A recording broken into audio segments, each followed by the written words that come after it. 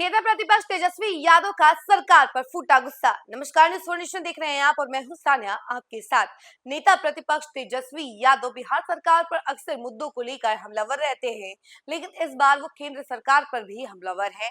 उन्होंने कहा है कि महिला विधेयक बिल के आड़ में ये जो संविधान बदलने की कोशिश की जा रही थी, ये नामुमकिन नहीं होने देंगे। इसके साथ ही साथ उन्होंने ये भी कहा है कि जिस तरीके से लोकसभा में महिला विधेयक बिल का जो उन्होंने प्रस्ताव रखा था वो गिरा है, उसके बाद से ये प्रूफ हो गया है कि ये कुछ भी मनमाने तरीके से नहीं कर सकते हैं, संविधान में छेड़छाड़ नहीं कर सकते हैं, महिला विधेयक बिल के आड़ में ये संविधान बदलने की कोशिश नहीं कर सकते हैं। ये सारी बातें जो है तेजस्वी यादव कहते हुए नजर आ रही हैं।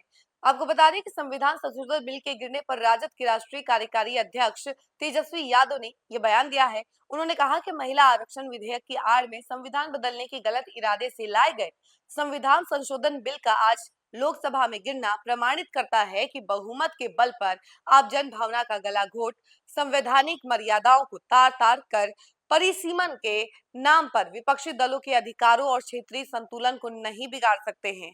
विपक्ष की चट्टानी एकता ने आज फिर यह साबित कर दिया कि देश के लोकतांत्रिक मूल्यों, परंपराओं, जनतांत्रिक संरचना, संविधान और दलित, पिछड़े और अल्पसंख्यक वर्गों की महिलाओं के अधिकारों के साथ खिलवाड़ बिल्कुल भी बर्दाश्त नहीं किया जाएगा।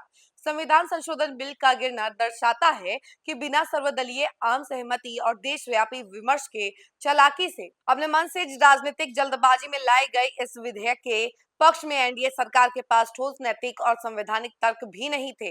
पहले से ही सर्वसम्मति से पारित नारी शक्ति वंदन अधिनियम को पुनः संशोधन के लिए विशेष संसद सत्र बुलाकर उसे पेश करना केवल और केवल विभिन्न राज्यों में हो रहे विधानसभा चुनावों में राजनीतिक लाभ के लिए किया गया एक निम्न स्तर का पाखंड, प्रचंड और प्रोपेगेंडा था, ऐसा तेजस्वी यादव का कहना है। तो देखिए, नेता प्रतिपक्ष तेजस्वी यादव बिहार सरकार पर तो हमेशा तंज कसते हुए नजर आते हैं और जिस तरीके से बिहार सरकार में अभी आपने इतना फेरबदल भी देखा है, सम्राट चौधरी नए सीएम बने हैं, उनके ऊपर भी वो अक्सर हमलावर रहते हैं, कई सारे मुद्दे उठाते हुए नजर आते हैं, लेकिन इस बार वो महिला विधेयक बिल को लेकर अपनी बात रखते हुए नजर आ रहे हैं। उन्होंने कहा है कि महिला विधेयक बिल की आड़ में एनडीए सरकार अपना मनमाना एक तरीके से पॉइंट रख रही थी, जो कि पूरी तरीके से गलत था।